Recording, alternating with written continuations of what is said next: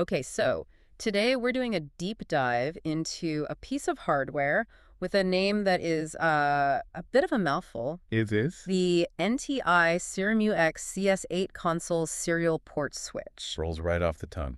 But when you look at the specs from NTI, you realize this box is, well, it's actually a critical piece of gear for anyone running a data center. It's one of those unsung heroes. You don't see it, but it's the thing that stops you from physically running from one server rack to the next all day. That's the mission for today, right? To figure out how this thing solves that logistical nightmare.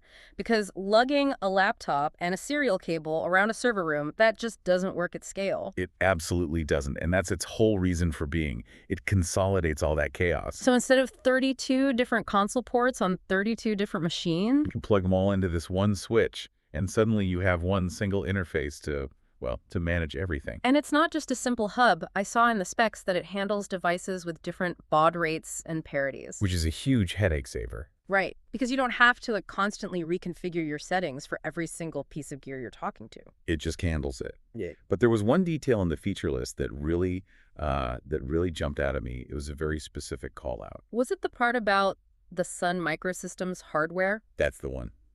The power cycle without halting SUN host computers feature. That is such a deep cut. I mean, that speaks to a very real historical pain point. A painful one.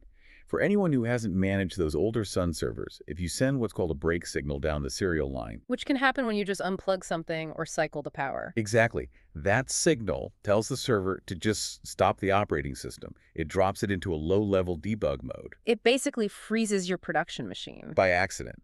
So the fact that NTI engineered this switch to specifically block that signal during a power cycle, that shows they really understand the stakes. It's a safety feature. The tool designed to fix things shouldn't be the thing that breaks them. Speaking of things breaking, though, we should talk about the data buffers. Oh, yeah. This is the feature that makes it a troubleshooting tool, not just a convenience. It's a game changer. The specs say it has these built-in buffers that are always capturing the console output from every single device. So it's like a flight recorder for your server rack. That is the perfect analogy. A router crashes at 3 a.m. By the time you log in, the screen is blank. You have no idea what happened. You missed the final error message. But this switch was listening. It has that last chunk of data stored so you can scroll back and see the exact kernel panic that took it down. It turns a complete mystery into a solvable problem. And the build quality, I mean, they expect this thing to take a beating. Rugged steel construction, powder coat finish. It's not a delicate piece of electronics. And the dual power option? Redundancy is everything. If one of your power circuits fails, the switch doesn't die, it just keeps running on the second one. This all points to its real purpose. Out-of-band management. Right, let's define that. Out of band means you have a separate dedicated path to manage your gear. Exactly. Because if your main network goes down, how do you SSH into the router to fix it? You can't. You're completely locked out. The switch gives you that side door. Even if the entire network is fried, you can still get to the console of the broken device and fix it. It's your emergency key. Okay, before we wrap up, we have to mention the phone number.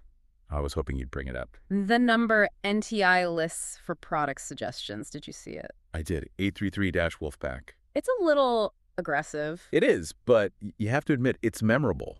In a world of, boring corporate branding, I kind of appreciate it. I do too. So the big takeaway here for you is that this NTI switch is about peace of mind. It lets you manage an entire room of servers without ever leaving your chair. It makes sure that when everything else goes wrong, you still have a way in. And that's really the thought I want to leave you with. We're also reliant on our main high-speed networks, but how much do you really value that old rusty key to the back door?